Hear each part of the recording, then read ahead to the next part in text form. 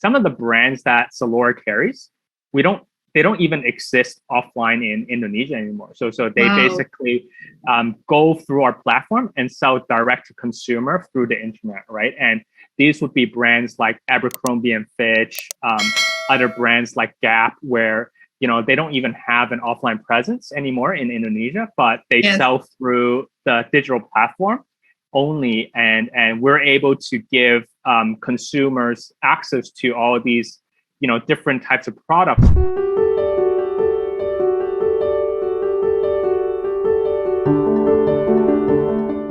Kembali hadir bersama saya Yani Yusra, dan kali ini kita akan berbincang-bincang dengan CEO Zalora, Anthony. Hi Anthony, how are you? I'm good, thank you. Okay, so it's been a long time since we've met, right? Back in 2015, I guess. Yeah. So I heard the office is not in Bidakara anymore right now? Yeah, we've moved our office to Capitol Place now. Okay. It's a much nicer office. Just upgrading our office to our staff, because e-commerce has grown a lot since the last time you visited our office in 2015.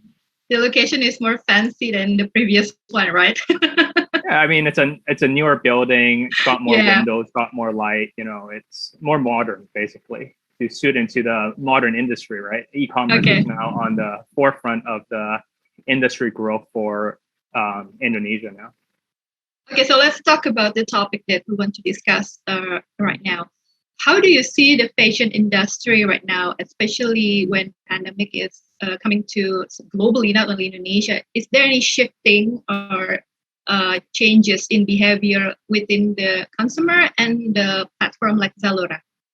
Yeah, so I think, if we think about the fashion industry, right? If we take a step back into maybe like a few years ago, like the fashion industry was still very dominated by brick and mortars, right? Which means like what you bought was very limited to, the space or what the distributors brought into the market, right? Yes. And that was the fashion industry. And I think that was also the consumer, they had limited choices because essentially like they could only access what the distributors thought the consumers liked. So it was not a very, democratic process where people could buy everything around the whole world, right? But I think fast forward a few years out, which is today, I think, with the much bigger internet base of consumers already now in Indonesia, a much better logistics infrastructure, whether it's in Jabodetabek, in Sulawesi, or, like Maluku, where logistics is already much more robust than a few years ago, and a lot more international products can actually be, brought into Indonesia market through whether it's cross-border or, like an import model. It essentially, and also like, like the offline space has also evolved a lot, compared to 5 years ago. Like, for example, 5 years ago, it was primarily dominated by department stores, the offline industry. But now if you go to the offline, it's a lot more, mono brands, mom and pops or indie brands, labels, even if you go to the malls today, right? So I think the choices definitely has increased a lot compared to a few years ago, and a lot more brand access. And some of the brands that Zalora carries, they don't even exist offline in Indonesia anymore. So they basically go through our platform and sell direct to consumer through the internet, right? And these would be brands like Abercrombie and Fitch, other brands like Gap, where they don't even have an offline presence anymore in Indonesia, but they sell through the digital platform only, and we're able to give consumers access to all these different types of products where they couldn't be able to buy before, right? Because even if you think about the offline space, right, it would take them years and years to expand, a brand all the way to Sulawesi or, like to Sumatra, right? Because that's not the first choice for them to open the store, and it would just take them years to even have a footprint there, right? But we're able to leapfrog all these processes and really allow them to access all these consumers straight away through our platform. So what you're trying to say is right now it's more diverse, yeah? not only the biggest merchant, the biggest brand that can collaborate with Zalora, but also personal brand like I see a lot of upcoming new brand which is owned by a single individual people, not necessarily company. Is it something that you are see in the future? Not only bigger brands, but also smaller brand that can collaborate with Zalora. Yeah, so I think what Zalora is ultimately trying to achieve is anyone who's an internet consumer in Indonesia, eventually they're able to buy any fashion, beauty, lifestyle product across Indonesia and Asia and the world, right? Which means like we don't say we're only carrying H&M, we're only carrying Nike. Yeah. We're not a retailer that only caters for that. We're really a digital platform which covers the whole ecosystem and the whole spectrum of products. And because different regions and different age groups of people, they really require different things, right? For example, if you're in your early 20s and you just are still in college, right? Maybe you don't have the purchasing power to buy, expensive products or, very branded products. So we have like, more local brands, made in Indonesia for those consumers, still good quality, good products for these consumers, right? But, if you're looking for, a Ferragamo shoe or, like a Nike shoe, like we also have those products for you, right? But, we also have the fast fashions like the Mangoes, the H&Ms to our consumers, right? So eventually we want to cover a wide spectrum. What our role is we really want to guarantee two things, right? One is like the quality of the product, the authenticity of the product. So we're really the gatekeeper of all the supply. But also on top, we want to be offering a really great purchasing experience for the consumer, whether it's browsing the website, browsing the app, or returning products where, the fit isn't as good, right? So I think, it's really, building the supply and the demand for our customers and merchants, and also building a really great experience for everyone involved, whether it's the merchants or the consumers. Talk to me about the change of behavior of customer during this pandemic. For example, myself, I don't buy new clothing during this past 2 years. Is there any new strategies that Zalora is given to the user? Are you offering new products? Or are you shifting into more different kind of services? Or are you still focusing on the core business, which is the clothing? Yeah, so I think to look at this, I think, fashion overall as an industry, it's definitely been impacted by the pandemic because people don't go out as much. So they naturally will be shopping less products. So, and within the fashion industry, we're actually seeing a lot of changes in terms of like, what categories are doing better, which categories are doing poor, right? So for example, the categories that we're seeing very strong in general are, like stay at home type of clothes, right? So basically t-shirts, sandals. Sports is doing quite good because people, I guess, are much more conscious about their health. Yes. So they're actually, whether they're biking or jogging, they need the sports clothing or running around their building complex, or biking around, where we see a lot of people doing that. We're generally seeing like sports generally doing quite good. Gym equipment at home doing quite good. Beauty is doing quite good because people have nothing to do. They want to spend more time taking care of their skin, maybe. So we're seeing beauty generally doing quite strong in traction. Luxury is doing very good because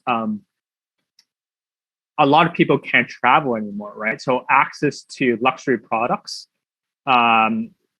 used to be a traveling component.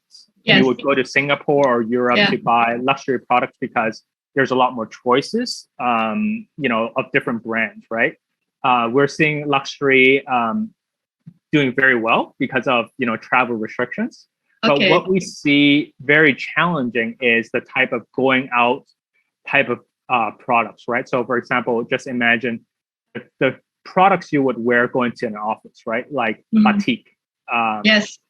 formal shoes, like dress shoes, right? Like formal pants, formal shirts, right? Those type of categories tend to do quite poor during the pandemic, or the type of clothes that you would wear to a social event, right? Like dresses, like they tend to like have have a challenge to grow during this pandemic because you're not going out to restaurants, you're not going to clubs, during Raya events, you're not really going to visit your friends and family that much anymore because 2 years in a row, like Mudik has really been canceled. Yes. So it's really, Muslim wear is also having some type of challenges because of, this,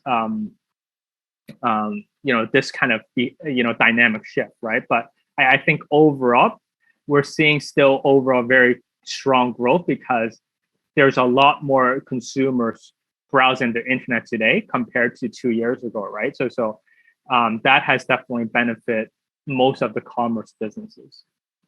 Indonesia is still your biggest market, right?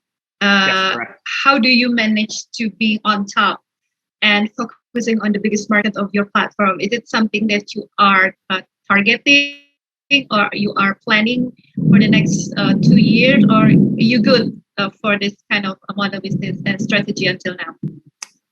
So I think there are a few ways to think about this, right? Number one is Indonesian consumers. If you look at the pandemic data, Indonesia has one of the fastest and most robust growth of the internet penetration rate of all Southeast Asia markets, right? So Indonesia today is around 20% of e-commerce, people shopping online as a percent of total retail. It's around 20% today. I think pre-pandemic, it was maybe like 5, 6, 7%, right? And if I remember the data correctly, Singapore used to be the highest number, but now Indonesia is definitely the highest because a lot of consumers were just really locked at home during the pandemic. So I think this number would continue to go up to like 30, 40% in the next 2 years, just because there's a lot more activities and actions happening around online these days, and fast delivery, cheap delivery, a lot more different products choices. The force is very strong in the online penetration, right? So I think that's definitely a trend that we're observing. What we're doing specifically is a few things, right? Number one is like continuing strengthening our local products supply, which means like local brands, products that we can procure locally and store in a warehouse, so we can ensure a fast delivery experience. Or it's individuals, like brands, like you said before, like what we call distro or indie brands. We have the marketplace continue to serve this group of sellers. But on the other hand, we also try to bring in international brands through cross-border from Malaysia and Hong Kong. Like these are sellers that have a very unique assortment, but they don't have access to customers. So we bridge the gap between international sellers and local consumers, because these local consumers, due to various logistics or payments or customs challenges, they would never be going to websites abroad to buy something, because maybe those websites only have credit card access, but consumers here want to use cash on delivery. They want to use GoPay or OVO to pay for something, which we're able to bridge the payments and logistics gap between the customer and the supplier, right? And the third thing is the category expansion, right? Like we went from very fashion oriented to now carrying like beauty, luxury, kids, and home and living, right? So I think continue to expand the different categories that we have for our consumers would be pretty critical for our roadmap, because we want to really be like a one-stop shop for fashion, lifestyle, beauty, luxury products for our consumers, right? And because of what we've built up in the past with fashion, we're able to provide, like the same experience when they're shopping for beauty, when they're shopping for luxury, when they're, shopping for, similar kinds of products on our platform. Yeah. Interesting that you mentioned that you will be bringing more stuff from outside Indonesia, because I've seen a lot of YouTubers or international brands. It's not as big as H&M and stuff like that, but gaining a lot of followers, getting a lot of fans, and that will be interesting if you can bring that brand into Indonesia, because it will cost us very much by right away from the marketplace or from the website. Is that something that you are planning to do more in the future, getting more outside brand into Indonesian market? Yeah, I think that's definitely one thing Yes.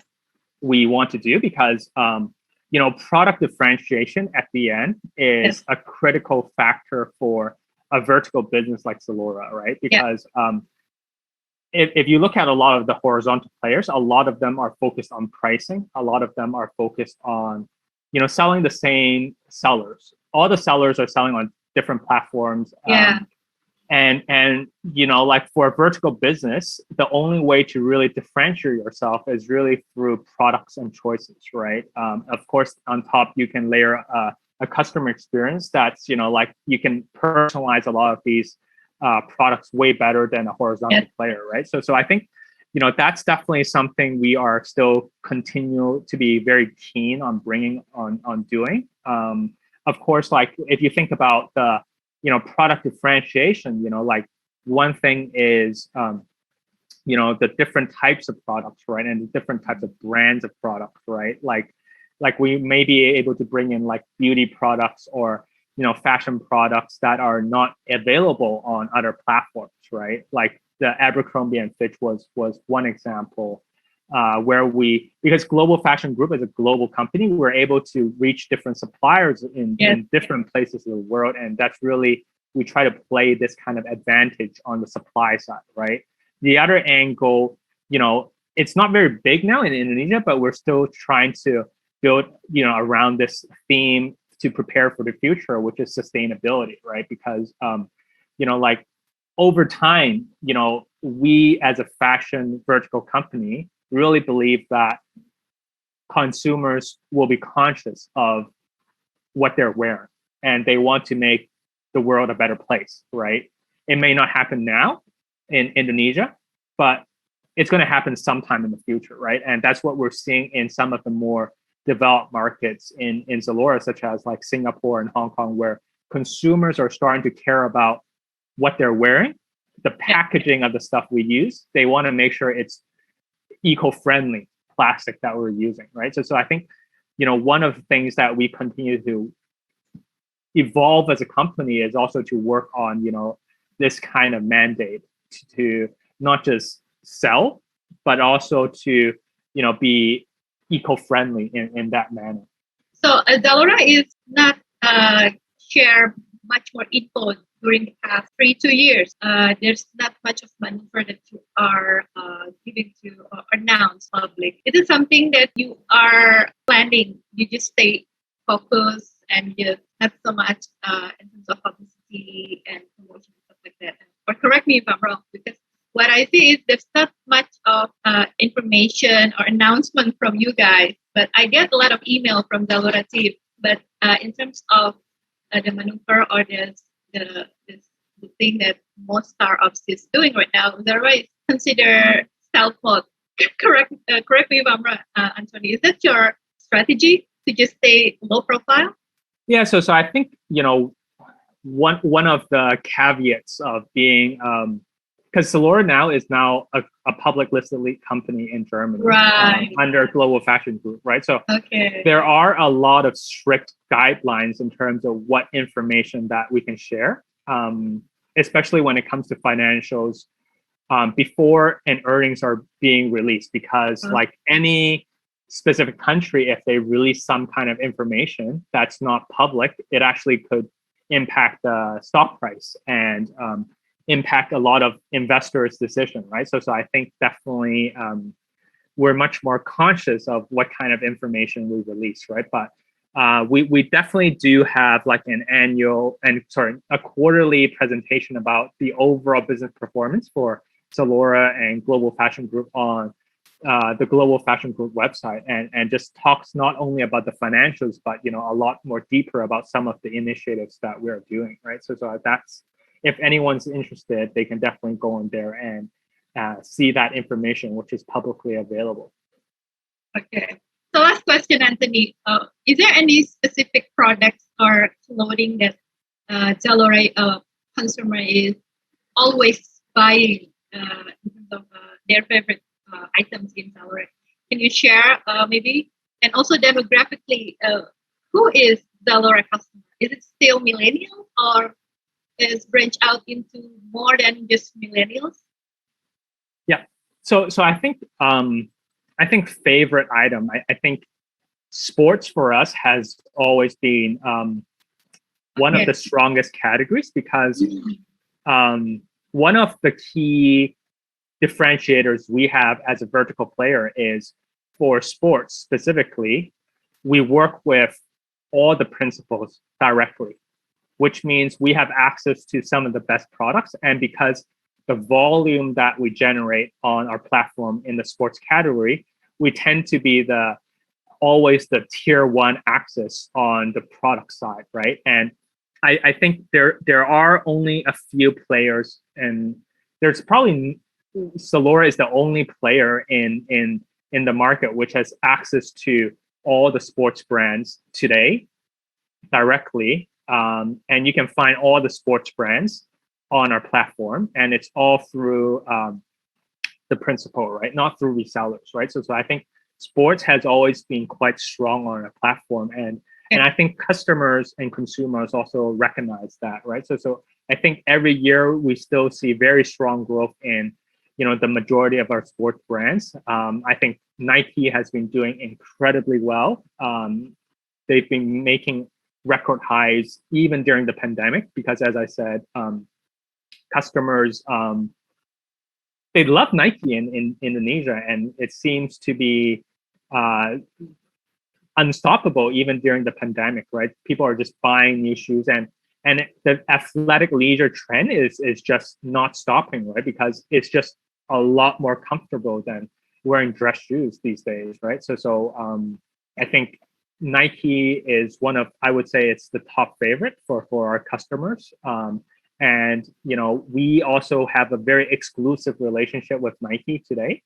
So I think customers are able to get really good product in general on our app, right?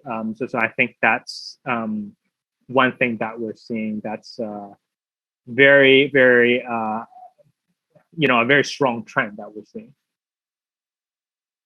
What about the demographic? Is it still female millennials, or maybe it's more diverse? I think I don't like to make that differentiation. I still think anyone who wants to purchase fashion would be on our platform, right? So we really have a wide spectrum of customers on age group wise, but I think it's in Indonesia specifically, it's actually not as female oriented, because 40% of our customers are actually male. One of the reasons is we have a very strong sports collection in general, and males tend to buy sports a lot more. And in general, our male collections are also very dominant, and we have a lot of male supply products, which is different from other markets where the supply is very female centric, right? So I think in Indonesia there are a lot of male oriented brands cater for male only. So I think that's also another trend that we're seeing in general. But not as much as female oriented, right? So by you saying that male is increasingly, we're 40% male and 60% female in Indonesia, which is interesting. Still much higher than a lot of our markets, which is like 20% male and 80% females. I think it's nice when a platform can cater to all different kind of ages, kind of gender, because mostly what I heard is we only cater for female millennials 20 up to 35 or something like that. It's just, a limitation for the people that wants to buy, but they probably don't have the size or don't have the right product for them. So it's good for you that Zalora decided to cater to all, right? Yeah, correct. Okay. Thank you, Anthony, for your time, and hopefully you can go back to work, and I'll see you next time, okay? Bye-bye. Yeah.